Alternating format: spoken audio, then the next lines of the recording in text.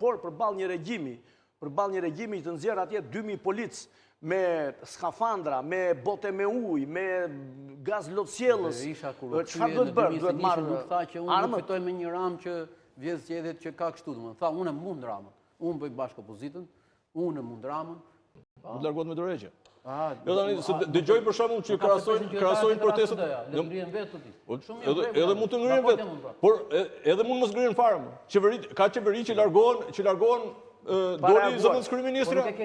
Doli zëvendës kryeministri e kërkon SPAK-u që ta arrestojë. Ikin qeveria. Është krejt normale. Ikin qeveria. Nuk ndrohen 7 ministra, po ikin qeveria. Pse ikin gjysmë e qeverisë? Ikin gjithë qeveria.